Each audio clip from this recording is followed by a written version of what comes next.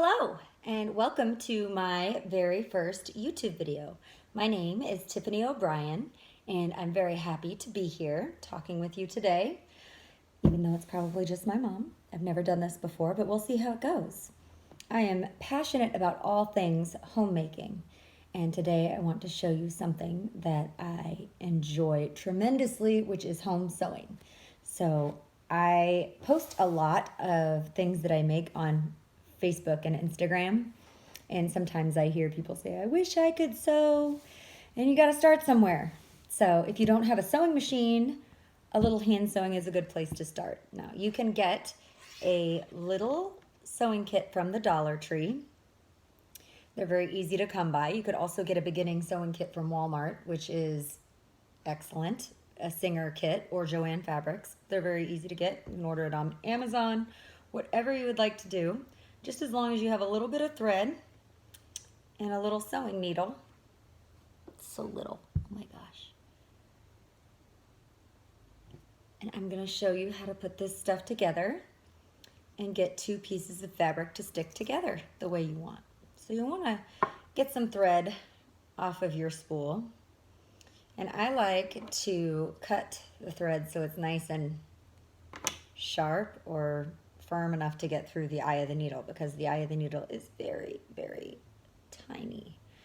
Now, what you're going to want to do is I need to get myself braced. So I usually lean my hand on the table and try to get a piece of thread through the needle.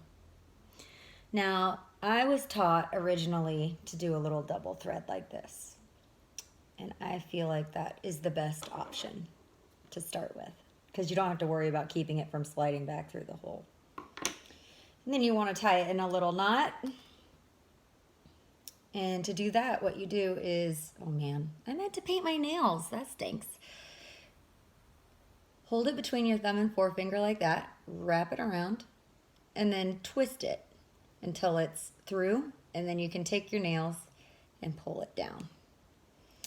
And you'll have a knot in the end, just like that. I'll have to hold it on my face so you can see. Then I kind of trim off the end here. I actually never do this, but today I am because I'm on a camera. I trim off the end so it's nice and tidy. Now, decide where the line is you'd like to sew. And I have some pink and black so that you can see it show up here. Just like this. And you just kind of want to go from underneath. You want to put the knot underneath. You don't want it on top where anything's going to show. And pull it up through. This is just a running stitch. It's very simple. So you put it up through there. You just stick the knot up and through. And then make little stitches. I'm going to make big stitches so you can see better. And then put it down.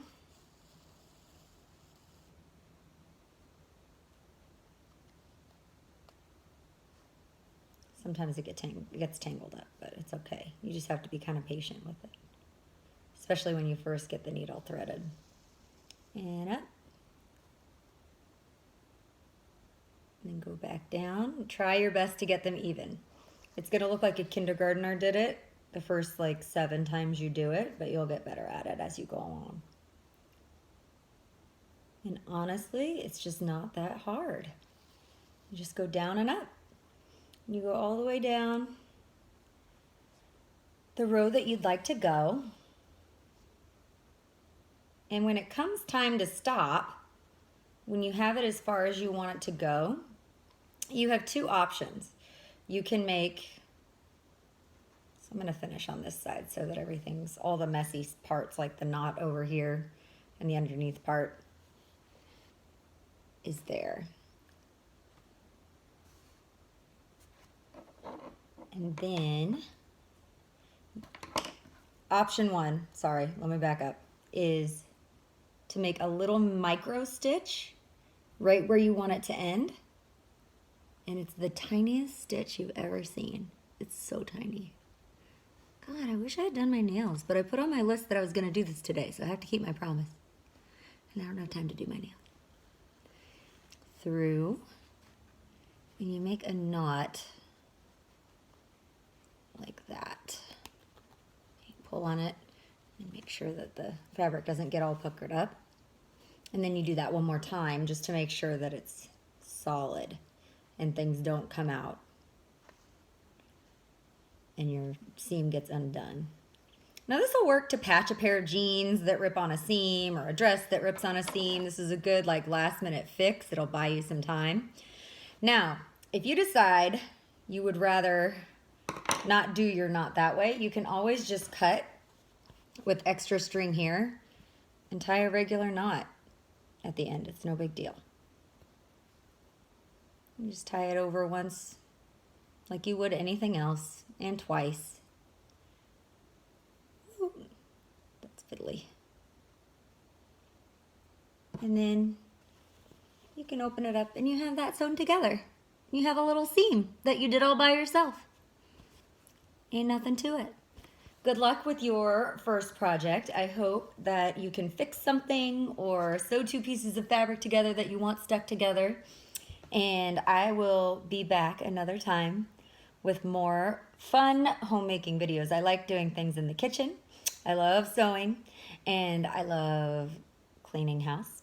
I love anything taking care of my house and having fun with my husband. So come back, subscribe. You could subscribe. I could have a subscriber. That would be exciting. You could have subscribe to this channel and see what I come up with next, and I will take you along with me for all of these basic little domestic skills. Thank you. Have a great day. Bye.